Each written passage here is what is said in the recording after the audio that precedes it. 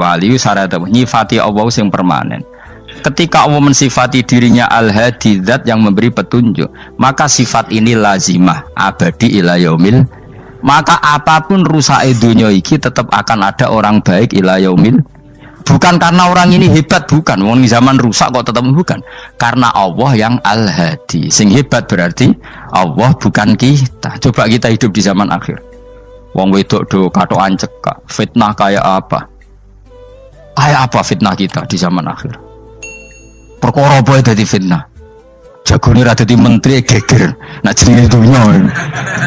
Jadi jenenge dunya, tapi tetep do saleh. Wong ibadah tambah ke kaji lo antri. Dal kaji 36 juta. Indonesia gua antri puluhan tahun. Wa qala ta'ala afa hasibtum annama khalaqnakum abatsan. Afa hasibtum mono to nyangka sira kabeh annama khalaqna mestine gawe ingsun kuwi sira kabeh tak gawe abasan khali ora ana gunane. Masa kamu ngira bahwa penciptaan kalian tuh gak ana gunane? Wa annakum lan nyangka sira kabeh. Wa annakum lan kowe nyangka sira kabeh ilena maring ingsun kowe nyangka latur jauna ora den balekno sira kabeh. Orang yang selalu berpikir bahwa dirinya itu teledor dalam hal taat, padahal Allah selalu baik pada dia. Kalau selalu berpikir gitu, mesti ya tawalladu dadi kalahirna minha sange hadil fikra al haya wisin. Wa hadza tafakkuru tailah mikir yazidu nambe apa tafakkur fi khaufika indal mati sira wedi minallahi sange Allah taala. Orang yang berpikir demikian terus isin terus dadekno wedi pangeran. Wa yahmiluka lan dorong apa iki hada ka ing sira alalau min nafsika ing atase modo awak sira mengkritik diri kamu sendiri wa taubihiha lan melehno nafsika wa mujamanabati taksiri lan ngeduwi pepeko wa mulazamati tasmiri lan mulazamah no netepi cangcut. Tasmir mana cangcut nopo serius nih, tasmir bahasa Indonesia ini serius.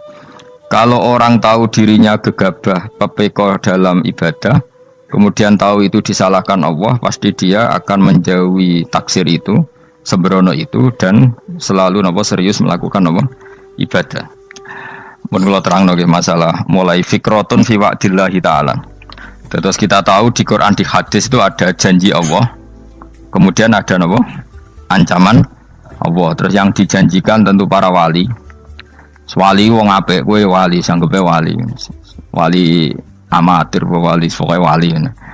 Terus perilaku sing ora disenengi Allah. Kalau beri contoh nggih sing aman, maksudnya aman itu ada di beberapa kitab. Misalnya Fathul Mu'in. Fathul Mu'in itu kitab yang dipakai semua pesantren, kitab fikih. Itu kalau ngeritik kamu kalau mau sholat iku kudu ana melayune. Mane kula nu sering gawe syariat teng santri kula, pokoke nek jamaah mbok pira kadare iku ana melayune.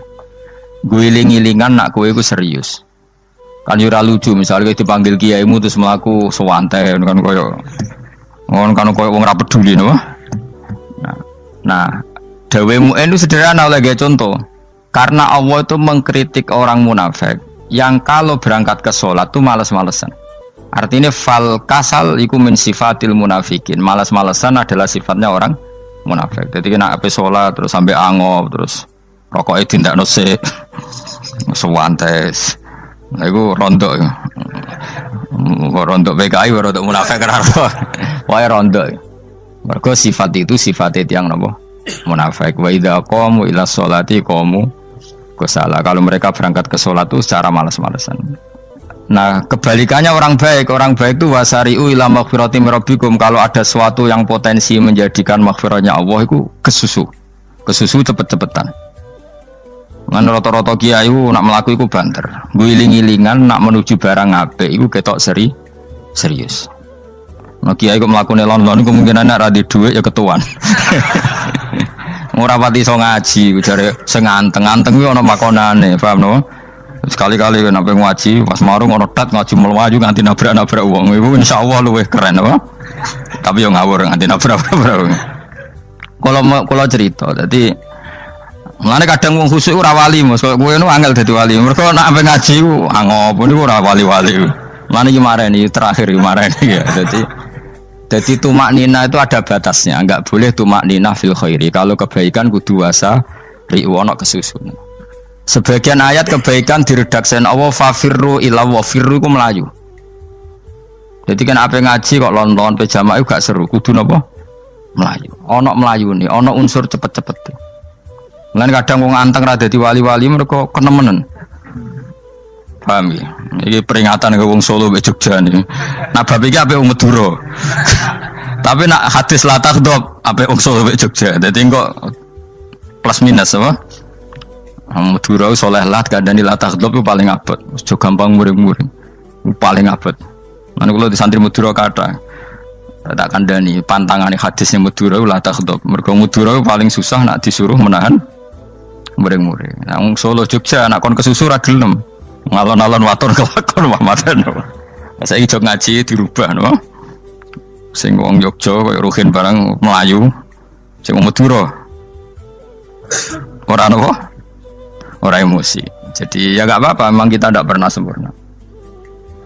Nah, kula wong Pantura radi seneng miso wong Pantura niku. Mergo belah no. Tapi ini penting kula aturno, makanya ndak ada ibadah yang Nabi itu tidak kesusu. Bahkan saking kesusunya Nabi itu pernah ada kejadian dan ini enggak bisa ditiru secara fikih. Saya ulang lagi ini enggak bisa ditiru secara fikih. Ada air itu kira-kira ya hanya sekitar 100 meter. Tapi saya ulang lagi ini nggak bisa ditiru secara fikih. Nabi itu tidak wudu, tapi tayamum yang dekat sama debu di dekat kamarnya Nabi. Itu riwayat yang memang nggak bisa ditiru tapi harus dibenarkan. Ketika Nabi ditanya kenapa engkau tidak menuju air itu, jadi saya tidak yakin sampai air itu. Padahal saya kesusu nang suci. Jadi saking inginnya Nabi nang suci itu sudah yang dekat tayamum saya tayamum. Tapi saya ulang lagi ini nggak bisa ditiru secara fikih. Karena kamu tidak akan hadir kayak Nabi. Makanya ini tak peringatkan kamu kan tidak akan hadir. Meniru aku kira iso, meniru Nabi itu baru iso. Iso Gus nak niru yang jajal mau kitab koyo aku nak melengkar kabeh. Jadi Nabi pernah ngalamin itu ya. Jadi itu nggak sampai 100 meter ada air. Mungkin nggak sampai 50 meter bahkan. Tapi Nabi itu pas panik, mungkin saking hadirnya pada Allah ingin posisi suci, itu tayamum. Ketika ditanya al amru asra'u min dzalik, urusan bisa lebih cepat timbang itu. Saya pernah ngalami seperti itu tapi tidak se ekstrim tayamum. Wudu pakai aqua, pakai. Jadi saya pernah di mobil, kemudian saya pas usul mobil tak suruh berhenti terus saya wudu pakai air aqua. Padahal ya dekat masjid ya dekat. Karena kadang tadi kepanikannya orang-orang dekat Allah itu beda. Itu pokoknya butuh asro, butuh melakukan sesuatu yang cepat. Ada contoh lagi yang lebih ekstrim. Ada ulama punya baju dua. Karena orang Arab kalau pakai pakaian kan celana terus sarung baru jubah. Makanya orang Arab itu biasa pakai lafaif berlapis-lapis pakaiannya. Ya pastinya pas kondisi ideal itu biasa lafaif. Ya kayak saya misalnya kan nggak pakai kaos karena orang priayi kan mesti pakai kaos baju. Cuma saya nggak pernah pakai jas, dianggap nganten malah repot. Kalau disungkan, kalau di jas kuatah kan. Gara-gara dianggap kiai roto-roto nak ngaji kan aku jas. Karena jaluk kan nggung kiai. Wah bingung, bos ngekek iku niat sakake, Gus Bak ora jas ora kelar tuku tapi ya ora ro. Niate elek bape ya ora ro. Kemungkinane iku nganggep aku ora kelar tuku terus ngekeki. Itu berarti suudzon yang terlembagakan. Kemungkinannya ya saking takzime wae kepengin kiai ini duwe jas. Utawa kemungkinan ini Gus Baik lu mau ben dikekno wong ra jelas-jelas ya. Enggak ngerti dan ndak perlu dikonfirmasi ben supaya ngamal. Lah kiai ini apa lagi wudu wong Arab lagi adus ning hammam. Hammam iku pokoke dhisik kan ana pemandian umum sekarang sama lah di. Pas di pemandian umum itu beliau ditunggoni santri nih, mulai dulu ya memang ada adat ya kalau kadang dia tindak itu tidak ada santri nih. Aku ragam jaran Mustafa, lah melakukannya gede malah loro kabeh. Jadi bandara itu sing roh terminal A1 ya aku, dek nih tiket ya aku lebih derek no, malah aku sing derek no akhirnya sembrono. Seloro kabeh tidak. Apa ya roh? Swarga ya roh, dek ini sebenarnya nak tuntun ya roh. Singkat cerita, si kiai tadi dengar, Fulan saya minta baju karena yang miskin ini di dalam kamar mandi itu mestinya ya udah. Kiai sudah di kamar mandi, itu bilang ke santrinya, Cung baju itu kasihkan satu sama yang minta tadi. Terus kata santrinya, ya Syekh, Halla badaan ghusal tambok kamu jangan ke susu. Kamu mandi dulu, engkau mandi dulu baru ngasih. Terus kata beliau, hati saya pas itu ingin ngasih. Setelah mandi saya selesai, mungkin hati saya sudah rubah, ada ingin apa? Ngasih. Jadi cepat itu imma takut mati sehingga kamu tidak sempat melakukan kebaikan, wa imma takut rubah. Apa? Takut rubah. Kan iso wae pas adus karena mungkin lagi seneng-senenge kena banyu, lumo. Barang 200 medit. Kan yo ora roh. Wah anak pas lomo lakoni wae engko kan iso medit. Atau pas sampai lomo wis mati. Potensi jadi kita ini mengejar waktu mati dan mengejar berubahnya pikiran apa? Berubahnya apa? Pikiran. Pokoknya walhasil dalam semua kebaikan teksnya Quran itu fafirru ilallah, lari. Firor itu maknanya apa? Lari. Itu yang saya minta lah. Jadi apa tradisi tertentu. Tapi memang tradisi tumak nina itu bagus. Saya hormat sama orang Jogja, Solo, Magelang itu hormat. Tradisi tumak nina itu bagus. Tapi kadang kenemen. Karena ada momen di mana kita harus ke susu. Misalnya kebakaran kan ke susu. Kalau takut kebakaran saja kita harus ke susu, apalagi ini kebakaran rokok, kudu spring, kudu lari. Ya, jadi ini kita harus fair. Makanya guling-gilingan. Saya tuh kalau manggil santri kok kurang lari itu tak marahin. Bukan karena saya ingin bikin syariat. Kalau mau jamaah gitu, sa'i samu kudu mlakune iku beda. Makanya sa'i itu kan maknanya melaku kecil. Itu hebatnya Islam. Tawaf itu kan yang 3 kali pertama itu disuruh romal itu lari-lari apa? Kecil. Sa'i juga sama. Itu guling-gilingan kita ndak boleh sowan pangeran dingin-dingin saja. Mangkelo lho. Cara pangeran terus ana wong tawaf mlaku mbek angop terus santai. Iku bangune apa ibadah. Kangen aku ta ora kok saenake dhewe. Nek melayu kan seru. Apa? Senajan wis ketemu pangeran Gusti paringi sugih wis ngono lah pokoke. Ya ora kurang ajar melayu ku susu jebule jaluk ya apa? Sugih. Ya eling-eling ya. Jadi ini kula suwun lah. Tapi ora 100 gebut mlaku 120 iku ngawur nek iku. Pokoknya ana kesusune lah. Entah berapa kadarnya itu ana. Mergo istilah pangeran apa wasari'u bergegas lah. Ya napa? Makanya Nabi dulu pinternya gitu. Ada Bani Sulaim, Bani Ghifar itu punya adat tumak nina. Itu sama Nabi dipuji. Adat kamu bagus tumak nina, tapi dikurangi tumak ninahnya kalau dalam kebaikan harus ke susu. Ada daerah yang temperamental. Dikandani Nabi la taghdab. Ya sama seperti di kita kan. Orang Madura di bab musyawarah ahlal khairat mungkin bagus, tapi di la taghdab kurang. Orang Solo, Jogja di tumak ninah bagus, tapi di musyawarah kurang. Jadi makanya ini barokahnya ngaji ya dirubah sidik-sidik. Maksudnya yang plus minusnya itu dirubah. Karena saya belum pernah menemukan tag orang baik itu diredaksikan tenang, tapi semuanya redaksinya apa? Wasari'u itu apa? Bergegaslah, fafirru, larilah. Jadi fafirru ilallah, maka larilah. Firu itu lari apa berjalan? Lari. Supaya maksudnya lari itu tidak harus lari kayak pembalap itu enggak. Pokoknya ada unsur kesusunnya gitu. Ada unsur bergegas.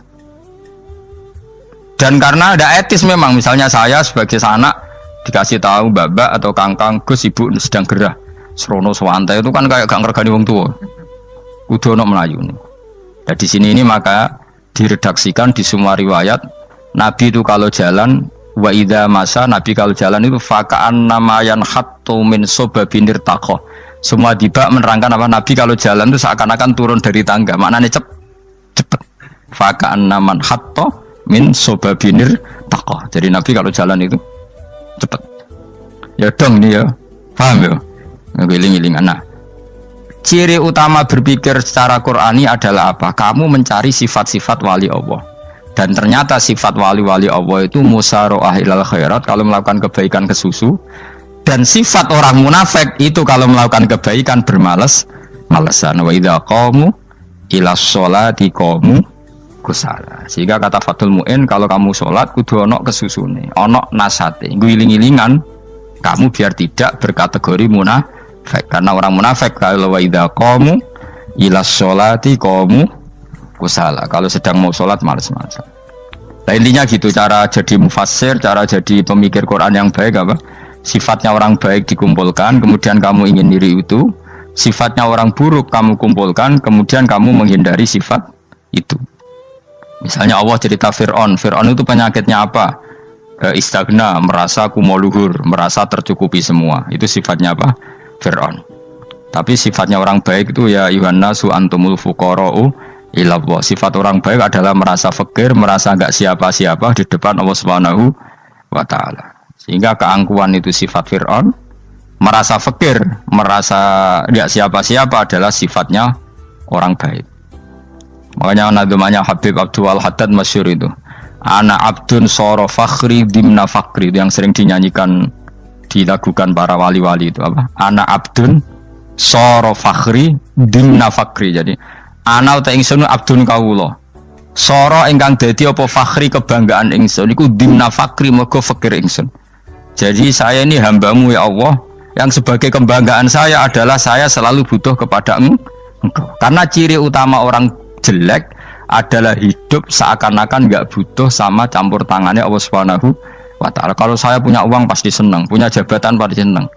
Saya jadi menteri mesti beres semua, saya jadi gubernur beres semua. Merasa bisa semua itu min sifati Fir'aun, itu sifatnya Fir'aun. Tapi kalau kamu jadi menteri, jadi gubernur, saya tidak siapa-siapa tanpa pertolongan Allah. Saya kiai pun tidak bisa apa-apa tanpa pertolongan Allah. Saya orang baik pun tidak mesti dijamin baik terus tanpa pertolongan Allah, sehingga selalu la haula wala quwata illa billah. Saya bisa menghindari maksiat ya karena Allah, bisa melakukan taat juga karena Allah. Nah, orang yang seperti ini itu jenis ana abdun soro fakhri dimna fakri. Saya ini adalah hamba yang menjadi kebanggaanku adalah karena saya selalu fakir, selalu butuh kepada Engkau. Ini penting kalau terangkan, jadi supaya orang terbiasa. Dan kalau seneng ngaji ini paling seneng. Kenapa saya ngaji seneng? Karena tadi kebaikannya Allah, nikmatnya Allah saya omongkan, sehingga dengar orang banyak bahwa Allah itu baik, Allah itu zat yang kita tuju, Allahu Somad. Jadi kalau saya jadi wali karena di kamar 40 dino paling terkenal wali, terus wong salam template yo ndongakno, terus untung aku ora untung blas. Lan cara bapak wali be ulama iku mulya ulama, wali iku nak terkenal wali paling banter wong sowan nggo gula, sing untung ndekne. Tapi kalau ulama menerangkan kebaikan, orang dengar semua, akhirnya Islam menjadi siar. Mana bodoh-bodoh tadi wali ulama, ambek wali ku ya dhuwur ulama. Mbok ambek kuwe dhuwur kuwe mergo ora ono makome itu sih. Terbangem kan cepet kaya kapuk, tapi cebloke tok laut. Wong nek ora di makom iku kaya kapuk. Terbangnya cepet, tapi gak tahu jatuhnya di mana. Dieling-eling ya, dados kula suwun sangat. Selama ini adat kita buruk. Nak nyongko anteng apik juga anteng fil khairat. Ketika kebaikan pun respon kita anteng, tidak boleh. Dalam kebaikan harus musaroah, harus apa? Musaroah. Musaroah itu kesusu. Nah itu makanya filosofinya apa? Kalau tawaf pertama juga kon cepet. Sa'i namanya ya sa'i. Sa'i maknanya apa? Lari-lari kecil. Jadi kalau bahasa Arab itu masya yamsi masyan itu jalan biasa. Kalau sa'a yas'a sa'yan itu jalan agak lari. Makanya darani sa'i.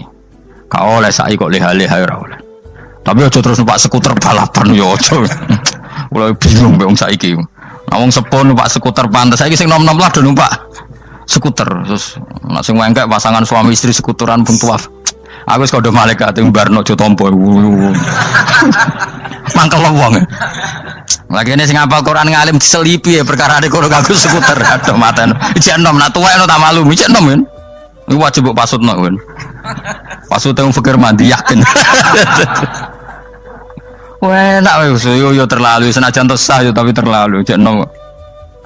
Padahal bualah pan serwet mesti. Iya karepe Arab Saudi ngono dolen. Cara kula penguasa Arab sing tuwek tok mati tak oleh sing nom-nom tutuki ngono. Tapi yo pancen yo sanak saya sah sekedar sah. Tapi terlalu. Mosok sowan pangeran nganggo skuter muter. Aduh. Nah, sembrono. Yo coba lakoni ku awas yo. Kecuali guys tuwek mati wis ngono.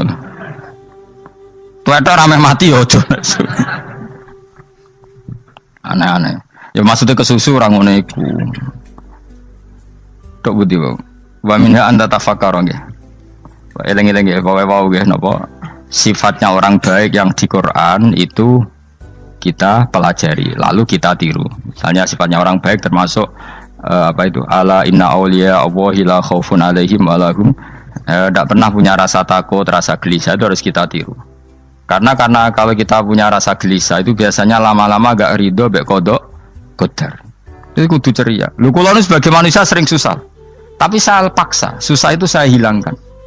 Karena kalau saya rasakan susah terus, lama-lama saya agak ridho, bek kodok, kodar. Makanya saya paksa, seneng, tak paksa. Sesuai kulino. Nganti kalau saat ini kira iso susah. Di murid kira jelas sudah iso susah. Sangking apa? Nah kiai kan susah. Aku di murid wakil, Gus tua kita air serah jelas. Goblok cara aku kiai ngono. Ora usah ngono.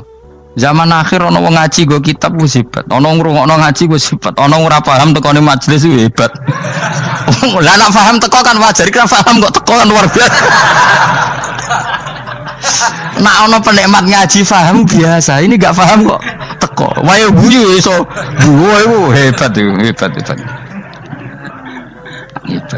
Nah, ono menteri dilantik guyu wajar, lu ora menteri ra kok guyu. Iku kemungkinane loro, saking waline saking gedene wis moro. Pokoke seneng ibadah. Mergo sifate wali iku la khaufun alaihim walam, ndak ada rasa takut, ndak ada rasa susah. Lho kula sebagai manusia kadang ya khawatir. So anakku nasibe piye, putuku nasibe piye. Tapi aku anggereling saya ada ya karena Allah. Dan saya punya rezeki karena Allah. Orang lain di sana banyak orang kaya, padahal gak anakku. Berarti yang menciptakan kaya itu tidak saya. Buktinya orang lain yang gak anak kita kaya banyak, sukses banyak. Kenapa kita menjadi seakan-akan pelaku sejarah? Kadang orang kan berpikir, ya akhirnya orang mesti maslahat dari kamu. Pas minta itu karena tomak kamu, hadun nafsi kamu, serakah kamu, tapi gak tahu diri, pantas taura dengan permintaan. Kalau gue misalnya Julmo jadi wali, iso Allah tersinggung. Bocah atau tirakat atau jalur jadi wali. Tapi gak dulu ya Allah tersinggung, kira tahu dulu. Jadi orang kalau tidak wali itu sudah keliru terus. Jadi bukan di sepuro, tapi tak kira itu ada. Jajal gitu maju wali kok sabtu kok dirjilan. Kira-kira Allah tersinggung ngapa nyembah jadi? Kira-kira tersinggung. Tapi misalnya kira tahu dulu kok pengen kau Imam Syafi'i, Allah tersinggung. Bocah ora di idola. Terus ikut.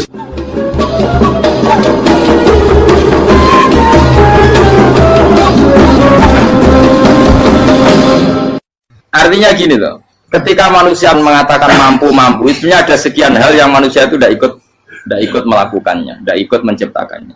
Misalnya kue nyupir, supirana enak, punya pengalaman, tidak kecelakaan karena apa? Nyupir kue enak, mobilku normal, mobilmu normal lah, atau wabrak mobil yang mabuk gak. Nah di sini ini manusia dituntut, diingatkan terus, kamu itu butuh Allah, rahmat Allah itu yang melindungi kamu, bukan keahlian kamu, bukan kecakapan, karena tanpa itu semua tidak bisa, semuanya Allah. Ya, tapi manusia tadi gara-gara misalnya tadi mobilnya normal, dia punya keahlian nyupir, terus mengklaim kalau keselamatan dia itu karena hati-hatinya dia, karena mobilnya normal. Padahal ada sekian catatan yang menjadikan dia selamat dan semuanya itu kudrahnya Allah Subhanahu wa Ta'ala. Misalnya gak ditabrak wong mabuk, gak ono gempa, gak ono bumi merekah. Misalnya kita pintar nyupir lah, terus bumi mangap, terus kita templung nggak apa-apa. Kemudian daerah-daerah kayak ya rasa tak sebut nomor itu. Kira tahu muka siapa yo, bener mari tak sebut nomor yang ngeri. Intinya Indonesia ora aman, tapi kita tenangai satunya ora aman kabeh, ora sing aman. Ora usah kuwatir dikuwi faksi, ora usah kuwatir meteor jatuh, kabeh ya potensi napa? Potensi semua. Sehingga ini sedikit saya ijazahkan. Suatu saat kata Rasulullah, saya yang Mu'ad melihat kamu hanya sejengkal di depan para ulama ketika nanti di akhirat. Terus Mu'ad tanya, Rasulullah tanya, kenapa kamu hanya satu jengkal dengan derajatnya para ulama ketika sowan Allah? Terjawabnya Mu'ad, kamu punya amal apa? Terjawabnya Mu'ad, ya Rasulullah, saya tidak pernah melangkahkan satu kaki, kecuali saya tidak pernah yakin apa bisa melangkahkan kaki yang satunya. Dan saya tidak pernah mengunyah satu makanan, kecuali saya juga tidak pernah yakin apa bisa menelannya. Dan saya tidak pernah bernafas satu nafas kecuali saya tidak yakin apa bisa nafas berikutnya. Saking dia tergantung ta'aluk semuanya sama kudrahnya Allah Subhanahu wa Ta'ala. Lalu kita ini kan sok. Kalau makanan sudah di depannya kayak pasti bisa makan. Kalau dia sudah sehat jalan seakan-akan pasti bisa meneruskan. Padahal 0, sekian detik gue melaku dihantam mobil ya selesai. Misalnya stroke ya selesai, tidak bisa jalan. Sehingga para wali-walinya Allah itu orang yang filah gotin min lahadotagi, setiap kedipan dia, setiap perilaku dia itu hanya ta'aluk ambil Allah Subhanahu wa ta'ala. Itu yang disebut ya ayyuhannasu antumul fuqara'u ila. Nah, kemudian resiko makom ini, ya semua makom tak ada resikonya. Resiko makom ini itu biasanya dia lupa doa.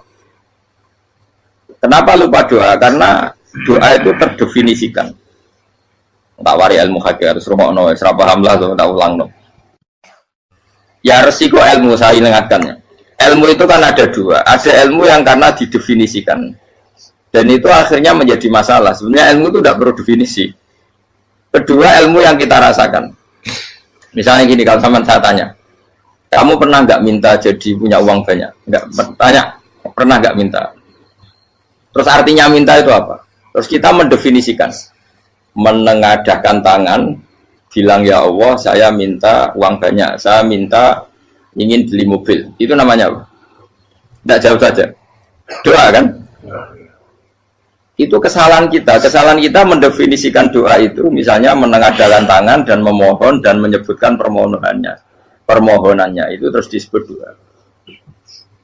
Nah, tapi kalau menurut Allah, sistem tubuh kamu yang menghendaki punya mobil, sistem tubuh kamu yang ingin punya uang banyak, reaksi tubuh kamu yang terhinakan karena ditagih orang atau butuh uang, ini menurut Allah ya sudah kamu itu peminta-minta. Saya ulang lagi ya. Sehingga menurut Allah kamu minta tidak minta ya tetap berstatus peminta, pengemis. Nah, orang-orang yang sudah wusul, meskipun itu kondisional ya, tidak selalu. Itu ya dia pikirannya menengadahkan tangan apa enggak ya sama saja tubuhnya merasa minta, sehingga dia tidak perlu mengekspresikan minta. Nah, terus orang yang fikih bilang seperti itu tuh sombong, wong kok gak tahu dungo. Sebetulnya keliru vonis orang fikih. Bagaimana mungkin dikatakan sombong? Dia reaksi tubuhnya, elemen tubuhnya sebetulnya meminta. Dia tidak berkategori meminta karena ilmu kadung didefinisikan kalau minta itu yang seperti ini. Itu kan lama. Nanti kalau suatu saat Indonesia yang kuasa itu terlalu NU atau terlalu yang tidak NU, lama-lama ada definisi. Misalnya yang dikatakan tahlilan itu apa? Ya bid'ah, Nabi tidak pernah tahlilan. Sahabat tidak pernah nahlilin Nabi. Malah nanya kaji Nabi jadi tahlil. Mana nih tahlilan jalukno sepuro mayit, kaji Nabi jalukno sepuro.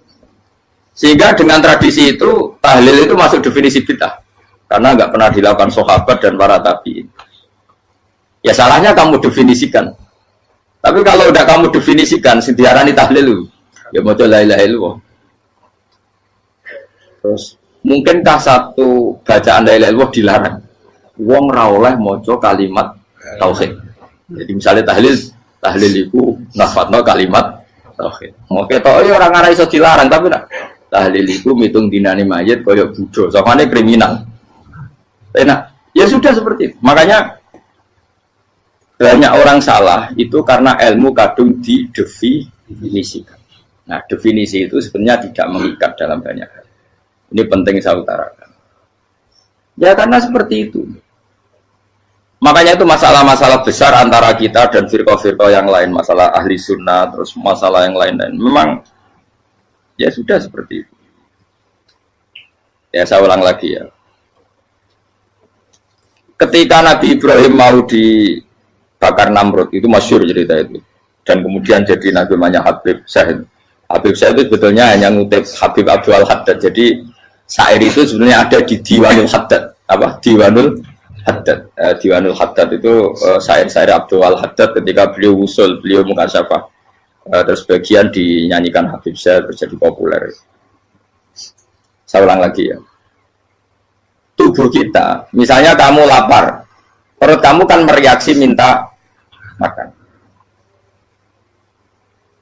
Andaikan kamu itu Tuhan, kan kamu tahu bahwa perut kamu itu minta makan. Tanpa kita bilang ya Allah saya minta makan, Allah tahu kalau reaksi tubuh kamu minta makan. Sehingga orang yang tidak minta pun asal makomnya makom yang ikror, mengakui kalau dia butuh, ya namanya sudah minta. Tapi fikih kadang mendefinisikan sing darane minta itu hanya madhep kiblat terus menengadakan tadi dan sebagainya. Ya sudah kita sebagai orang pengikut ya yang ikuti fikih, yang ikuti tasawuf sebetulnya itu definisi yang sepihak. Sehingga ketika Nabi Ibrahim mau dibakar Namrud, masyhur itu cerita itu. Beberapa hari mungkin bulan-bulan orang disuruh Namrud cari kayu sebanyak-banyaknya. Ketika kayu sudah terkumpul mungkin satu lapangan, Ibrahim mau dibakar. Pegawainya Namrud itu bingung caranya mencalok Ibrahim. Mereka saking gedene napa? Api. Nak dicalok ke ado itu ratok tengah. Nak diparekno itu kepanasan. Masyhur. Terus setan zaman itu orang akeh dadi setan tenan. Saya kan duplikatnya sakit, jadi setan rata muncul. Wong duplikatnya wis napa? Akeh. Singkat cerita setan itu muncul pura-pura jadi manusia terus ditemukan manjane. Manjane kayak semacam ketepil besar yang jadi mana ya dari kiai-kiai ketepil haram, mereka penemunya setan. Jadi ini tuh. Tapi nak manjanik penemunya setan itu betul. Walhasil terus dibikinkan satu manjanik semacam ketepil besar terus Ibrahim dilemparkan ke api lewat apa ketepil tadi idenya siapa setan. Nah ketika di tengah api itu unik, kata malaikat Jibril datang terus tanya sama Ibrahim, ya Ibrahim apa kamu butuh saya, butuh alakah haja, apa kamu punya kebutuhan? Jawab Ibrahim lah, saya tidak punya kebutuhan. Amma ilaika fala, kalau ke kamu ndak, karena kamu makhluk apapun keren kamu Jibril tetap kamu makhluk. Amma ilaika fala. Nggak, maksudnya butuh ke Allah nanti saya nyampaikan.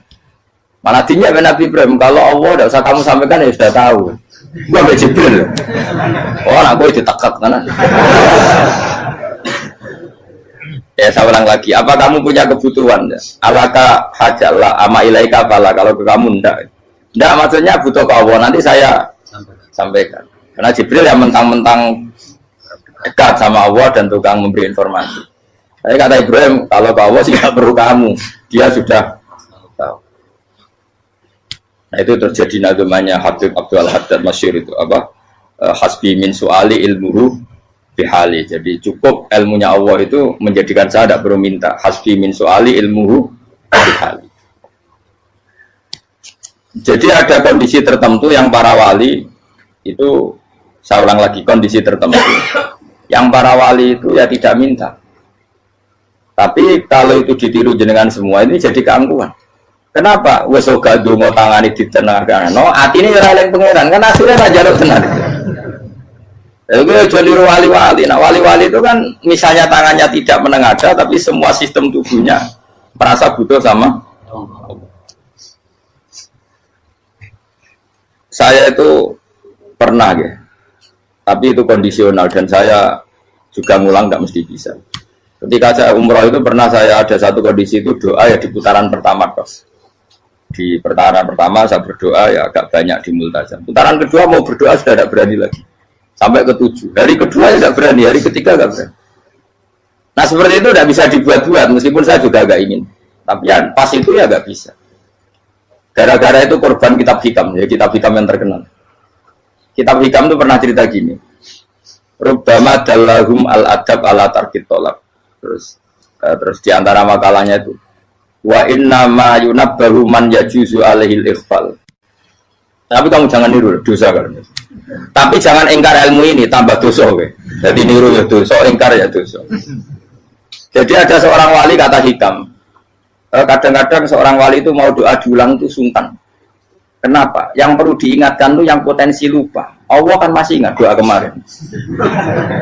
Lalu gara-gara saya sebelum umroh itu mensinau kitab hikam agar aku dulu. Ya Allah, sing tak dungani ini ece eling kok tak eling nomene.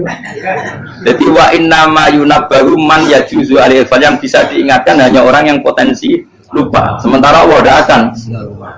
Tapi kan akhirnya doa eling. Ya Allah kayak kemarin. Hari ketiga ya Allah kayak. Makanya menurut saya ilmunya orang hakikat itu juga dari sisi kriminalnya karena ya tadi. Tapi kamu ingkar ya keliru. Memang Allah nggak mungkin. Lupa ngapain kamu ingatkan? Makanya menurut saya Allah itu mandat terbaik, benar-benar Rahman Rahim. Mestinya nak Allah terbaik itu mau bedino malah ngamuk. Lah aku lagi tapi mbok ilang eling dong. Tapi Allah itu maklumi ya, dengan kekeliruan. Kita ini kan selalu keliru, donga terus juga keliru sebetulnya. Karena seakan-akan kan mengingatkan seseorang yang mungkin lupa. Wong Allah tidak pernah lupa kok, kamu ingetin terus. Atau kamu menggurui Allah, yaitu ya Allah nang sebadani kalau di duake, padahal nggak mesti maslahat bagi kamu. Duake orang mesti maslahat bagi kamu.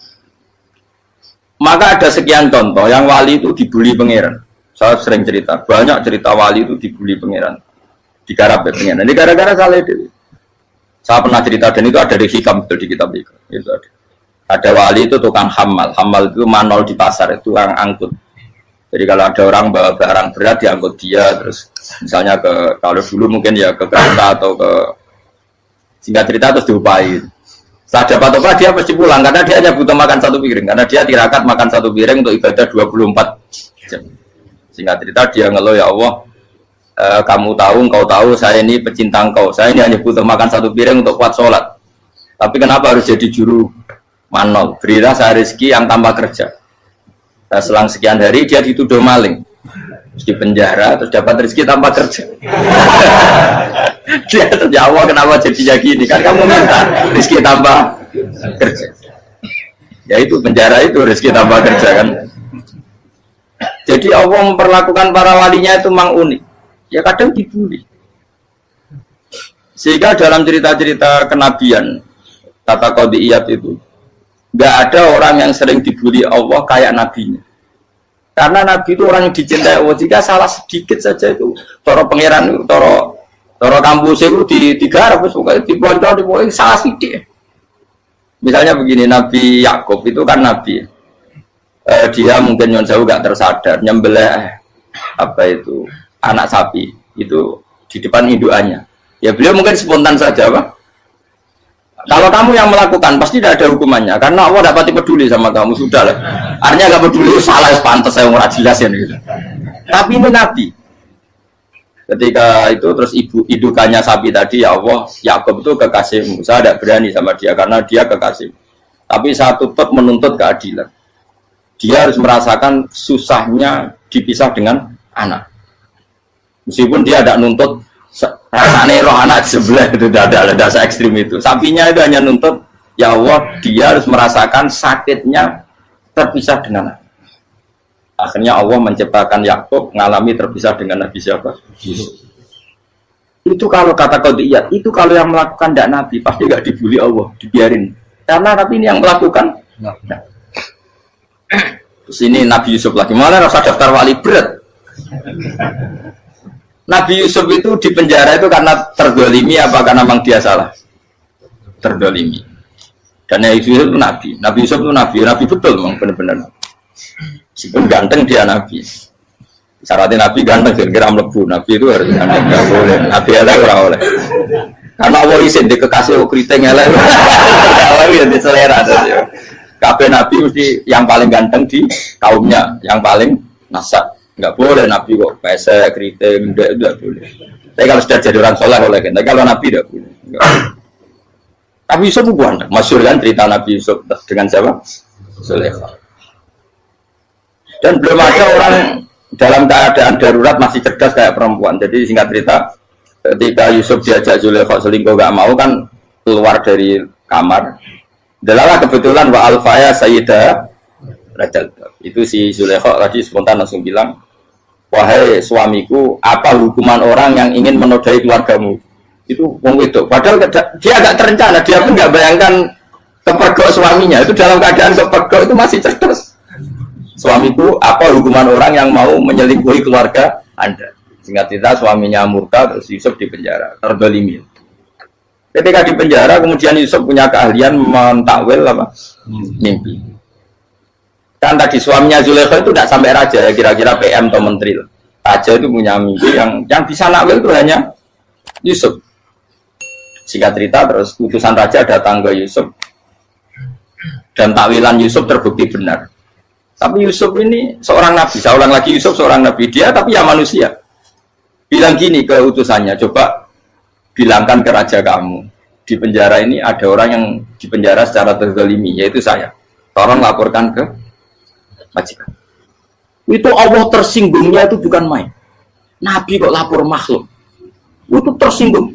Nah, aku kan gak piye. Kowe ngajakno proposal ya ora piye-piye. Wis pokoke Allah kowe wis ra piye-piye wis. Wong sampean swargane ya ora langsung wae ngono pokoke kira-kira kan sudah enggak perlu ditegur. Makanya fa'an sawi syaitanu dzikra rabbi fala bitha fi sijni bid'asi. Maka Allah mentakdirkan utusan raja tadi itu lupa melaporkan peristiwa Yusuf ke raja tadi, sehingga raja nggak pernah dengar kalau ada orang di penjara karena Allah tersinggung. Wong kowe ku nabi kok lapore ambek penguasa.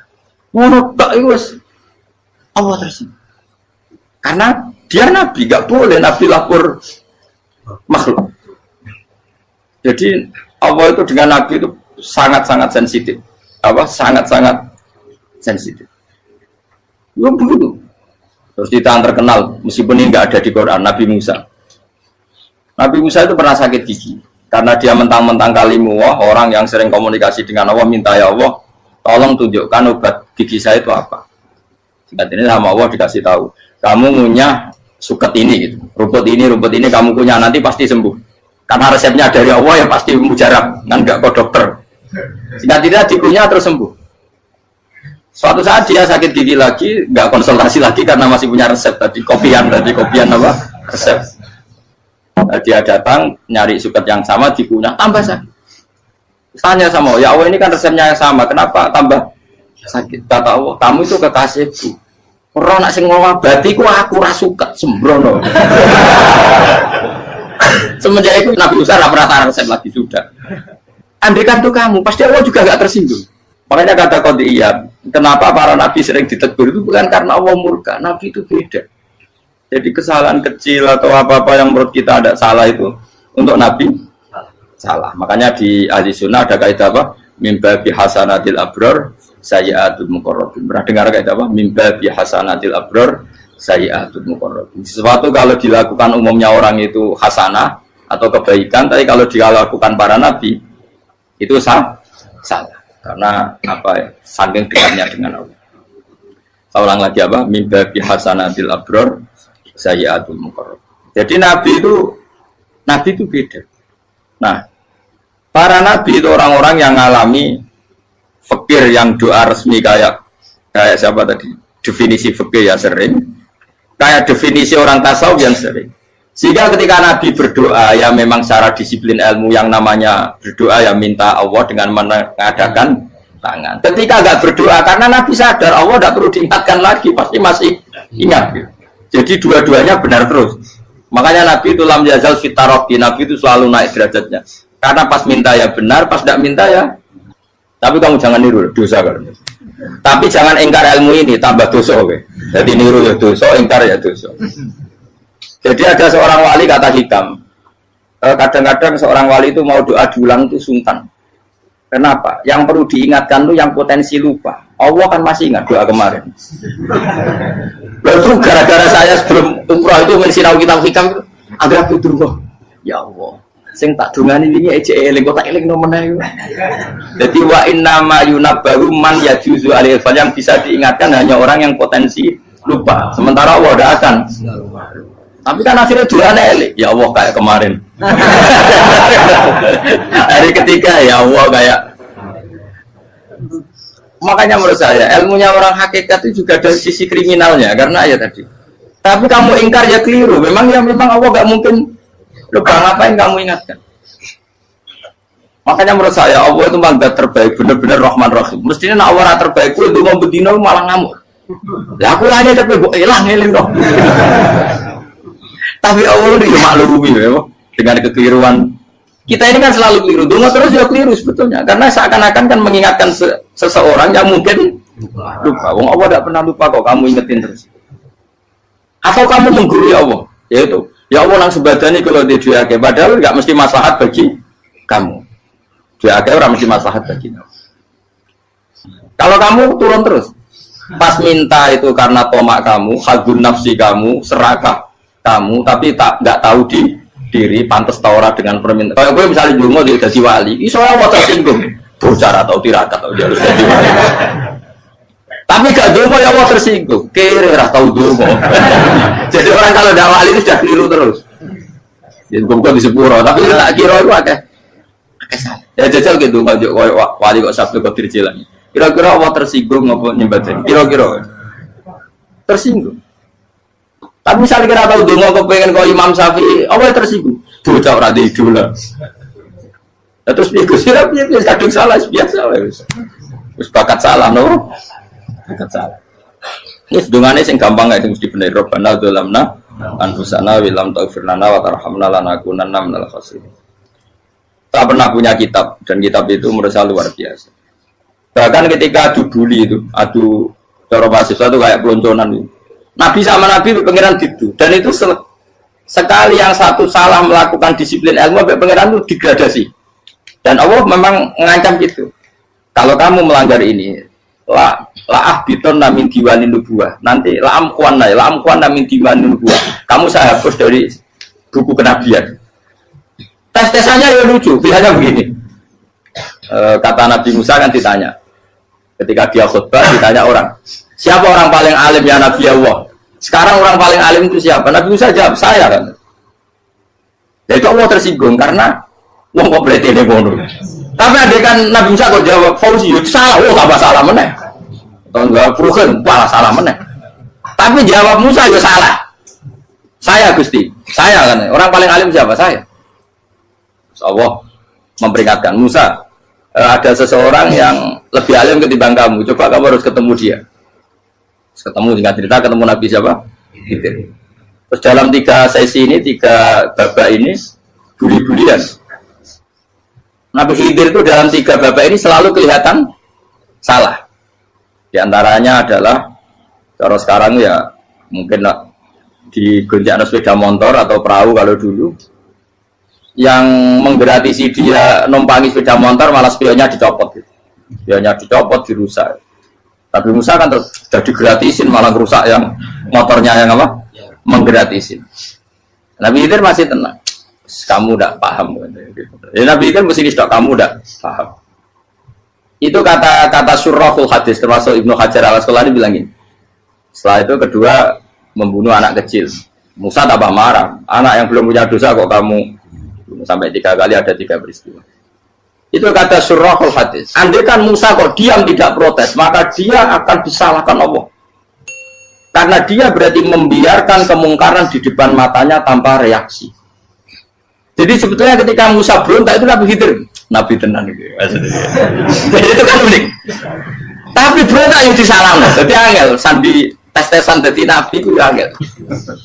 Misalnya kalau Nabi Musa itu kayak model santri Jawa Timur, Nabi Khidir salah, derek mawon. Ya nabi jero barang mungkar. Menengae. Berarti ya Nabi goblok kira-kira. Makanya memang Musa harus konsisten seperti itu, harus demo terus.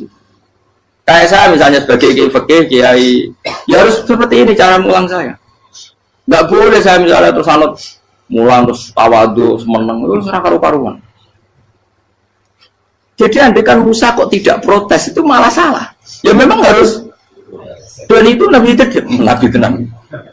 Makanya Nabi Khidir akhirnya respect. Tidak ada hati sebaik kamu Musa. Risi itu gak nyaman ketika melihat kamu. Jadi itu punya poin. Tapi lucunya Nabi Khidir yang jalan. Tak ada rasa kok minta kok. Tapi harus disalah no. Ya aku dari Nabi Musa. Ya jajal, gaya peristiwa meneh aku tak sabar rata kok. Kok jajal nih. Barang dijajal ya protes meneh. Barang protes meneh, tinggal 1 kali kesempatan. Kowe takok meneh, wis ora dadi muridku. Dikasih kesempatan lagi, ya protes meneh dek nomor. Tapi itu justru itu menjadi kelebihannya Nabi Musa karena syarat seorang nabi adalah al-musara'ah ila inkaril munkar kata Ibnu Hajar al-Asqalani. Syarat seorang nabi adalah secepat mengingkari sesuatu yang mungkar. Enggak boleh. Ya toh misalnya kita jadi murid terus gurumu itu gandeng artis atau gandeng penyanyi dangdut. Dia derek mawon. Jadi guru bener gila kok. Tapi kalau orang guru tersinggung, ora hikmah itu. Kan bingung no. Di guru itu kan bingung no. Kalau kayak di guru jadab, orang Jawa Timur apa? Gurumu gandeng penyanyi dangdut. Reaksimu piye? Jadi saya takut. Ayo loh, nak elek kan gak iri. Biasanya nak elek itu nak iri. Kamu Pak. Sing ayu, sing potensi iri. Kira-kira reaksi kamu itu milih derek mawon apa berontak?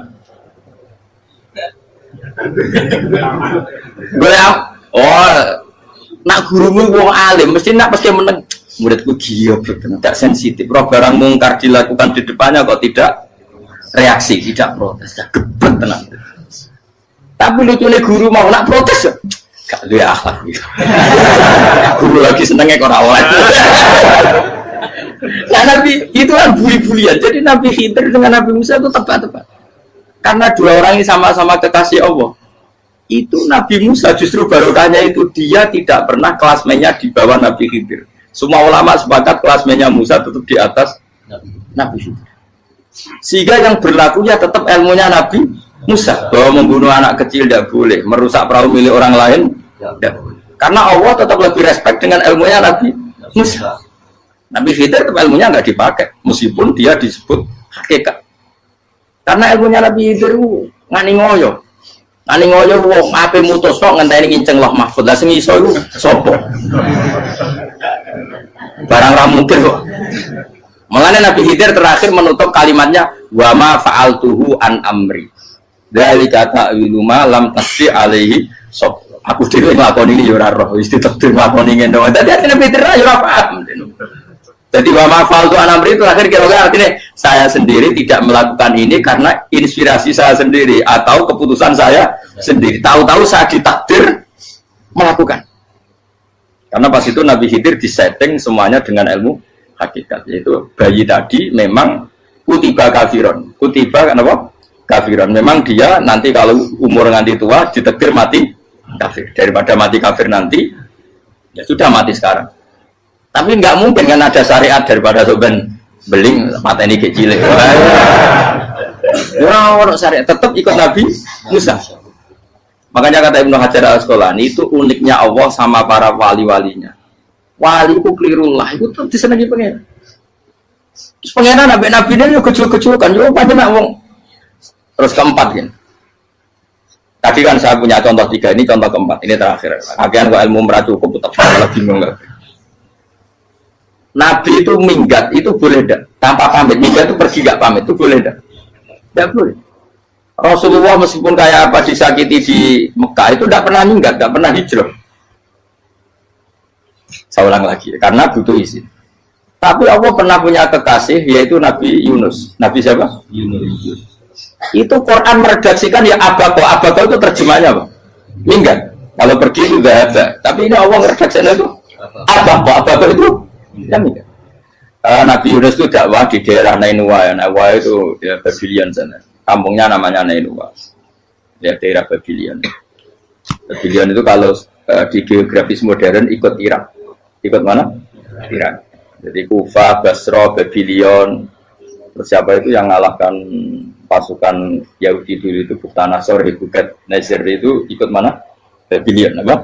Babylon. Bama unzila alal malaka ini di Babila Harutama. Makanya kalau ulama-ulama melihat Irak kacau sampai sekarang itu tidak kaget. Irak itu Ardun Mal'unah kalau di kitab-kitab. Bumi yang memang sudah terlaknati mulai dulu. Sehingga ketika ada kasus Saddam Hussein sekarang itu ulama tidak kaget. Zaman Rasulullah Sugeng itu Irak itu termasuk sudah bumi yang guna keazalah. Jadi di sana pasti banyak fitnah. Fitnah pertama yang dicatat sejarah adalah Mautul Husain, apa? Kabudutnya Said siapa? Husain di Karbala. Era Imam Syafi'i adalah zaman mifnah, ulama dibantai karena dipaksa mengatakan Quran apa? Makhluk. Terus konflik-konflik sampai era Saddam Hussein terus era sekarang jadi. Lah kita ini ulama sebenarnya tahu tarikh itu. Tapi di era modern kan dianalisis karena campur tangan ini itu ya sudah lah. Sebab goblok pun daripada ngebantah-bantahan malah kamu. Ibu goblok, ibu pinter. Sekarang kan analisisnya kan, wah ini ada campur tangan pihak ketiga diciptakan nih saunu ini. Ya kalau intelijen harus ngomong seperti itu. Kalau kita seperti ulama memang dari dulu dicap Nabi hunalika az-zalazil wal fitan. Saya teruskan. Nabi Yunus itu dakwai kaumnya itu lama sekali dan tidak iman. Nah semua nabi kalau kaumnya tidak iman itu diberi hak Allah ngancam akan adanya adab apa? Ngancam akan adanya adab. Nabi Yunus ngomong gitu terusin. nanti kalau kamu udah iman, lu pasti kena azab. Anggap saja dia ngancam gitu sudah berbulan-bulan. Singkat cerita, azab baru tinggal 3 hari lagi. Ayo nang iman, tinggal 3 hari lagi. Ya kira-kira dia ngomong misalnya Ahad, berarti Ahad, Senin, Selasa. Atau kamu milih Selasa, ya Rabu, Kamis. Singkat cerita Ahad itu dia gak kuat. Wah, semuanya kurang tolong dino kaumku tetap orang iman. Mantel asal, minggat deh. Minggat ya, jadi mau minggat kan nggak punya tujuan, so asal pergi jauh saja. Ada perahu, sekenanya dia naik saja. Namanya minggat nih. Kalau bawa bekal terencana, bawa visa, paspor kan plesir namanya. Jadi minggat itu ya enggak, ya sekenanya nggak persiapan. Singkat cerita sampai ikut perahu nelayan tadi, terus zaman itu ya ada mitos kalau ada gelombang yang nggak wajar, pasti ada orang minggat. Terus ditanya siapa yang minggat, Nabi Yunus kan orangnya jujur saya katanya. Ya sudah, yang minggat harus dicemplung kau. Ya, terus ada yang agak baik, ya jangan gitulah. Ini kan kita semua butuh selamat. Judi dulu. Terus judi satu lagi ketemu Yunus. Coba mungkin salah udahnya, judi lagi ketemu sampai 3 kali ketemu Yunus. Makanya fasahama fakana minal mudkhadin, diuji, dia kalah kemudian tenggelam. Fal taqamahul khutu wa huwa mulim. Terus dia diuntal, ditelan oleh ikan nun. Di situ ikan nun digambarkan saking besarnya itu. Dan ini uniknya Allah sama kekasihnya. Sudah Allah menyalahkan tapi unik. Ikan ini kan itu sama Allah dikasih instruksi. Kamu nggak boleh makan dia. Dia kekasih saya. Terus ketika di tengah di perut apa? Ikan. Dia kegelapan. Terus Nabi Yunus cita-citanya satu, ya Allah. Kalau saya sumpah diri saya tidak bisa baca tasbih. Hanya sama Allah disulap perut ikan itu jadi masjid. Jadi dia di dalam perut ikan ya santai saja tetap wiridan. Santai. Fana ada fi dzulumati alla ilaha illa anta subhanak inni kuntu minadz zalimin. Ya dia santai aja wiridan karena perut ikan bagi dia adalah masjid. Ya dia disalahkan Allah karena abako tadi minggat hijrah tanpa pamit. Tapi juga dibila-bilain Allah, ikan tadi tidak boleh nelan. Ini perlakuan Allah sama orang yang bikin. Tapi karena dia Nabi uniknya apa? Dino Ahad itu kaumnya udah nginceng ngomel Nabi Yunus. Rame-rame nginceng. Lucunya cara nginceng gini. Nak Yunus ning omah berarti bodoh. Ngomel ana ada kok dene tengok-tengok. Bukan dinceng Nabi Yunus juga ada. Oh tenan ana ada. Mulane wong rawani ning omah. Itu uniknya pangeran. Jadi mau dene ra minggat dia salah. Mau dene ora minggat berarti kaumnya jare ana ada kon gempa bumi liku faksi kok dene ning omah. Lah nek ana tenan ra mlayu. Nyatane gak mlayu. Jadi bahwa didesain minggat. Tapi Nabi kan disalahno, Nabi ora pamit.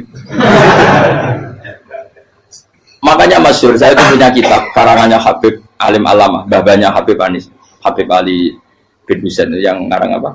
Ali bin Muhammad bin Husain karang yang disebut duror itu. Itu diantara doanya gini. Tapi jangan tiru loh, biar awal gimana. Aku rawan ini loh. Cuma saya hafal secara ilmu, tapi saya tidak berani. Waj'al sayyiati man ahbabta. Ya Allah, jadikan kesalahan saya itu kesalahan orang yang kau cintai. Terus pokoknya salah lain jadi pengiran kadung seneng, salah lain ya sampai wae wong seneng. Waj'al sayyiati man ahbab. Terus kayak gue lah dimanja wong tuamu, anak paling disayang. Salah wae lucu. Kowe tak cilik.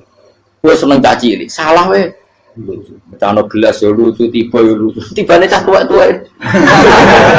Terus jelalatan mulane tiba. Nah itu barang kau menginceng omahe Nabi Yunus gak ono wong. Wah, berarti adab mau turun betul. Andai kan adab tidak jadi turun, pasti Nabi Yunus berada di tenang. Wes.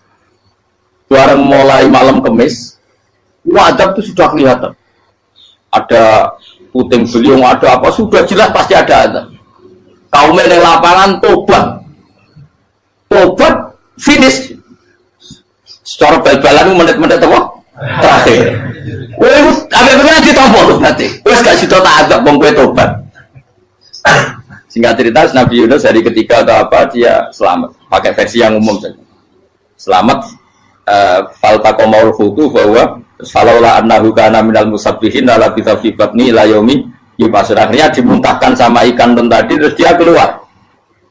Barang keluar tanya-tanya kabar gimana kabar kampung Nenua, baik-baik saja. Kabar awal dimulai karena dia tahu kalau orang bohong itu dihukum mati.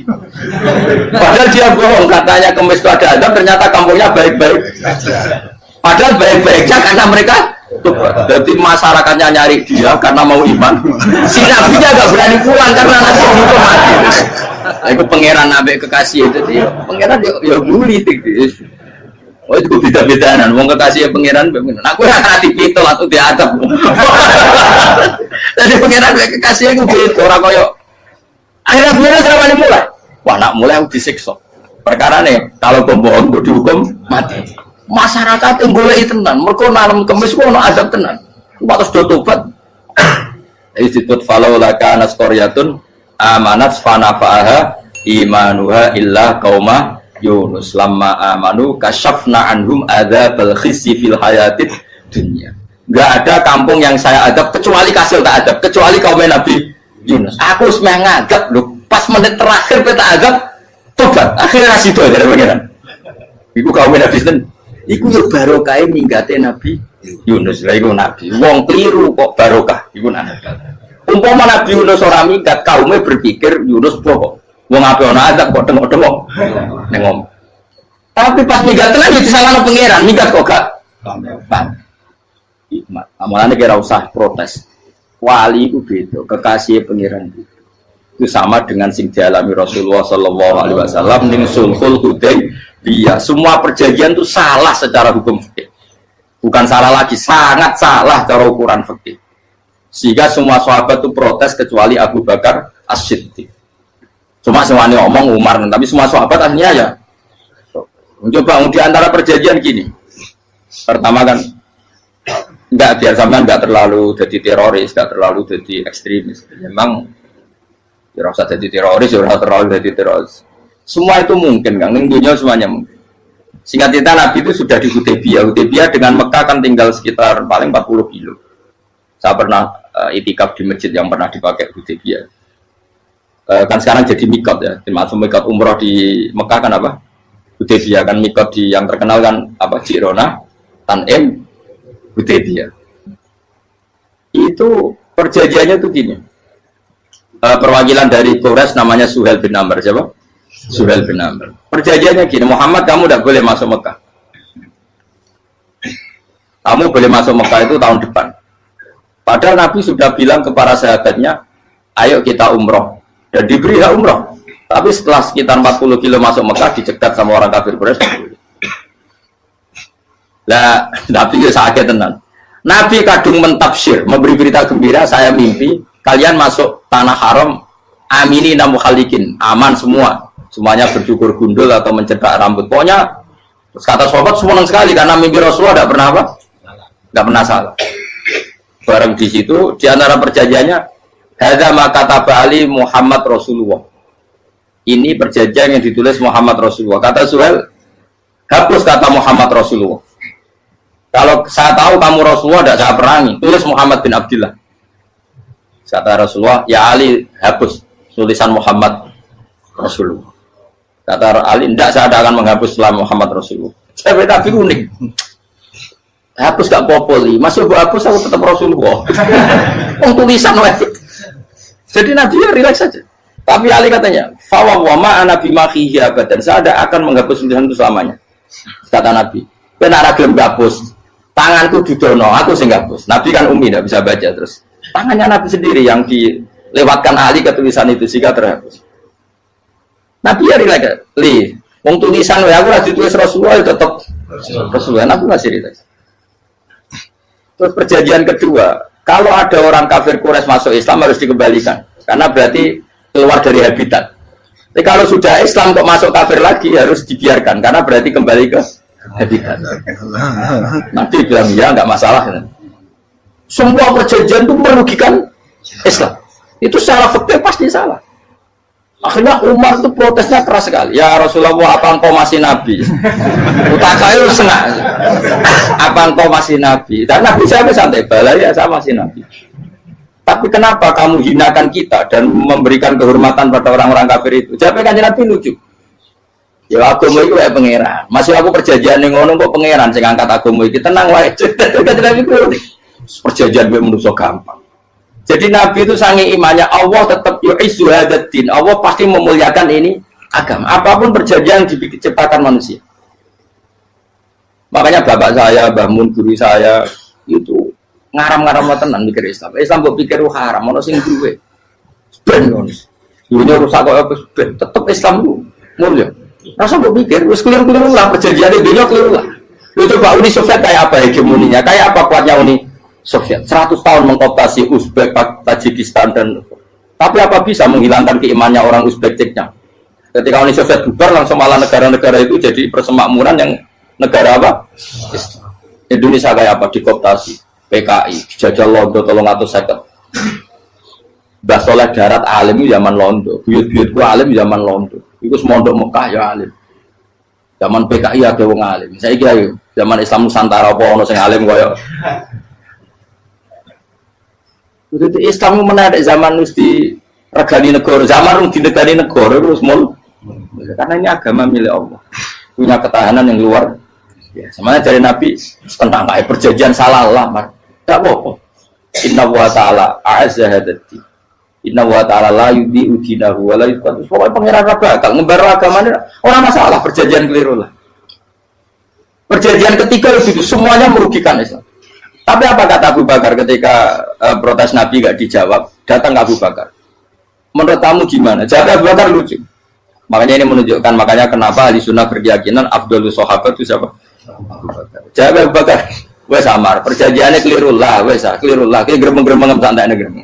Tapi la tadkhul bainahu wa baina habib. Kamu jangan masuk wilayah itu hubungannya orang yang terkasih sama kekasihnya. Wes gak masuk akal lah semuanya menengah. Ya sehingga ya sudah Allah punya. Ternyata nah perjanjian keempat ini yang agak Nabi hanya minta gini toh. Itu saya turuti semua, tapi saya minta satu hal kata Nabi. Bolehkan diskusi tentang Islam terbuka. Makanya diskusi terbuka itu baru kata Nabi. Jangan larang orang mendiskusikan Islam. Itu dok mintanya. Oke dari Suel, diskusi wae pikirannya Suel kan, diskusi wae. Enggak masuk Islam, diskusi. Jangan larang orang yang membicarakan